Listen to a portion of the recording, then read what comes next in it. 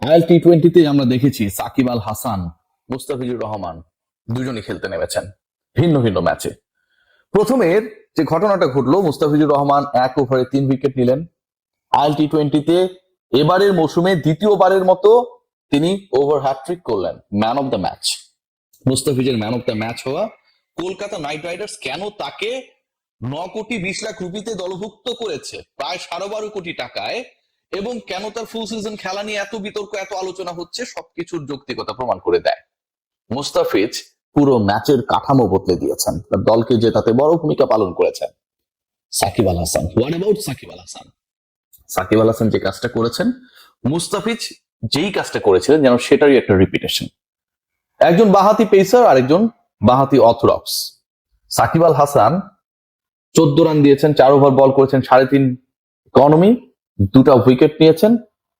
অসাধারণ বলের উপর নিয়ন্ত্রণ, প্রায় 39-এ চলে যাওয়া সাকিবের কতটা ক্রিকেটের প্রতি নিবেদন, বাংলাদেশ থেকে ব্রাত্য হয়ে যাওয়া সাকিব আল হাসানের কতটা পারফরমেন্সের ঝলকে আরো একবার নিজেকে উজ্জ্বল করার প্রবণতা সাকিবের মধ্যে কতটা, সেটা যেন প্রমাণ করেছে গত ম্যাচে। বাংলাদেশের দুজন ক্রিকেটার দুটো ভিন্ন ম্যাচে খেলেছে এবং দুটো ভিন্ন ম্যাচে টোটাল নেমেছিল 44 জন ক্রিকেটার। ওই দুই ভিন্ন ম্যাচে 44 জন ক্রিকেটারের মধ্যে যেহেতু 4টা টিম 2টা ম্যাচে নেমেছে, 11 × 4 44 হয়। বেস্ট ক্রিকেটার হয়েছেন এবং 44 ক্রিকেটার্স বাংলাদেশের সাকিব এবং মুস্তাফিজ। বাংলাদেশের ক্রিকেটাররা কি পারে সেটা যেন করে দেখিয়েছে টি-20তে। কম্পিটিটিভ ক্রিকেট হচ্ছে, ভালো ক্রিকেটাররা খেলছে, সবাই দামি ক্রিকেটার, সবাই নামি ক্রিকেটার, স্কোয়াডে জায়গা ধরে রাখা পাওয়া, সেটাই যেন একটা বড় আলোচনা। বাংলাদেশের বিভিন্ন পেজেস গুলোতে তাকালে দেখা যায় যে আজকে 11-এ রয়েছেন সাকিব, মুস্তাফিজ, তাসকিন। সেই তারা তাদের সেই 11-এর, প্রতিপক্ষের 11-এর সবার থেকে যখন সেরা তারকা হয়ে যান, বেস্ট ক্রিকেটার হন, ম্যাচ শেষে পুরো ম্যাচের মোমেন্টাম ক্রিয়েট করার ক্ষেত্রে একটা বড় রোল প্লে করেন। অ্যান্ড বাংলাদেশ ন্যাশনাল টিম সেই সাকিব মুস্তাফিজ আমাদের সবাইকে গর্বিত করে। সাকিব আল হাসানকে খেলতে দেখাটাই একটা অন্যরকম আনন্দের। সাকিব মাঠে নামছেন, এটা যেন মনে করিয়ে দেয় লিওনেল মেসি যখন আর্জেন্টিনার হয়ে মাঠে নামেন। এটা যেন মনে করিয়ে দেয় একটা সময় যখন সচিন টেন্ডুলকার, ব্রায়ান লারারা তাদের দলের হয়ে মাঠে নামতেন। সাকিব আল হাসান তার দলের হয়ে মাঠে নামার সেই সুযোগটা নেই। তার রেকর্ড আমাদের, তার রানস আমাদের, তার কৃতিত্ব আমাদের, তার ম্যাচে জয়গুলো আমাদের, কিন্তু সেই সাকিবের এত কিছু আমাদের হবার পরও সাকিব যেন আমাদের না। পলিটিক্যাল মার পেয়েছে সাকিব যেন আমাদের না। সেই সাকিব আল হাসান দেশের হয়ে খেলতে পারেন না, কিন্তু দেশের মানুষেরা যখন সাকিব সাকিব বলে উদাত্ত আহ্বান জানায়, চিল্লায়, ইন্সপিরেশন দেয়, ঠিক মধ্যপ্রাচ্যের মাঠে সাকিব নেমে সেই বাঙালিদের, আর দূরে বসা আমাদের মতো বাঙালিদের সেই আত্মচিৎকার শুনতে পান, প্রতিদান দেন তার বলে, তার ঘূর্ণিতে, তার পারফরমেন্সে, তার ম্যান অফ দ্য ম্যাচ হওয়াতে। ম্যান অফ দ্য ম্যাচে টি-20তে টপ 4-এর একজন সাকিব আল হাসান। কত ম্যাচেস খেলতে পারেন নাই, কত ম্যাচে ন্যাশনাল টিমের হয়ে সুযোগ থাকার পরেও, চেষ্টা থাকার পরেও, ইচ্ছা থাকার পরেও শুধুমাত্র রাজনৈতিক মেরুকরণের কারণে সাকিব আল হাসান বাংলাদেশের হয়ে অ্যাপেয়ার হতে পারেননি। তারপরও টপ 4। তার উপরে রয়েছেন ক্রিস গেইল, তার উপরে রয়েছেন কায়রন পোলার্ড, তার উপরে রয়েছেন গ্ল্যান ম্যাক্সওয়েল।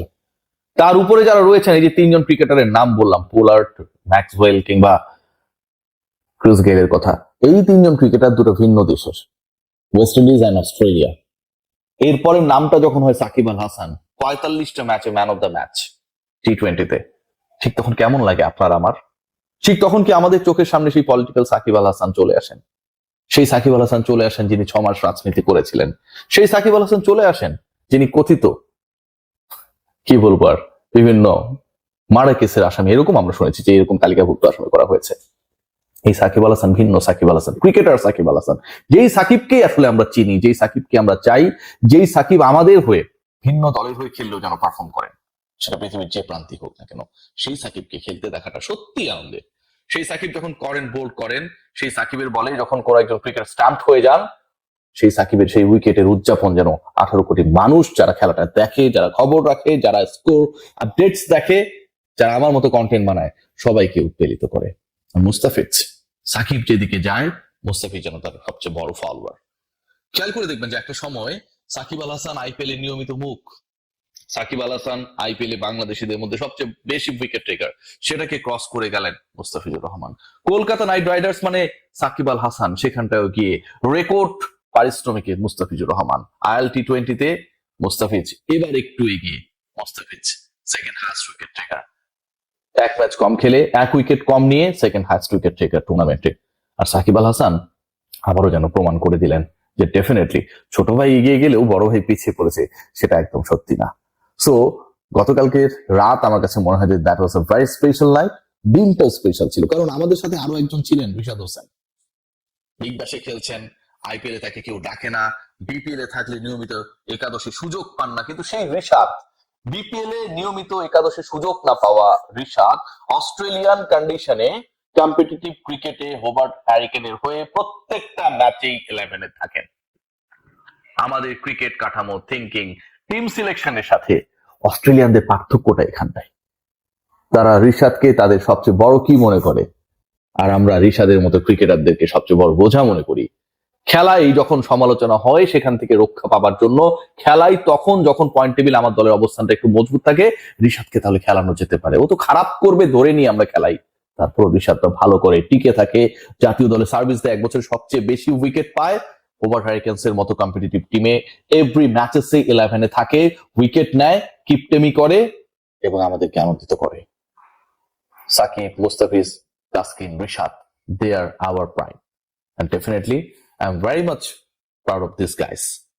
মুস্তাফিজুর রহমান নিশ্চয়ই যখন শেষ করবেন আইএল টি20 হাইয়েস্ট উইকেট টেকার হবেন। আর সাকিব আল হাসান পরের ম্যাচে সুযোগ পাবেন, নো ডাউট। বোলিংটা করেছেন, ব্যাটিং এর কথা তো খুব বেশি বলতে হয়নি, 25 বলে 17 রান, খুব বেশি পেটানোর দরকার ছিল না, খুব সহজ জয় এনশিওর হয়েছে তার দলের। এবং সেই সহজ জয়টা এনশিওর করার ক্ষেত্রে সাকিবের ওই কিপটেমি বোলিংটাই কাজে লেগেছে, তাই তিনি ব্যাটিং এর ক্ষেত্রেও কিছুটা কিপটে ছিলেন, নট আউট ছিলেন, শেষ করে এসেছেন। যে সাকিব ঠিকভাবে সুযোগ পান না, সুযোগ পেলেও কাজে লাগাতে পারেন না, যে সাকিবকে আমরা অসংখ্য বার দ্য এন্ড করে দিয়েছি তার ক্যারিয়ারের, সেই সাকিব আল হাসান যখন এবার ফিনিক্স পাখির মতো ফিরে আসেন, একটাই আফসোস হয়, এই ক্রিকেটার আমাদের বিশ্বকাপ স্কোয়াডে কোনো ভাবনার মধ্যে থাকবে না। 18 বছরের ক্রিকেট, 17 বছরের ক্রিকেটের থেকেও 7-8 মাসের রাজনীতি কে জানে এত পাওয়ারফুল কেন। সবাই ভালো থাকবেন।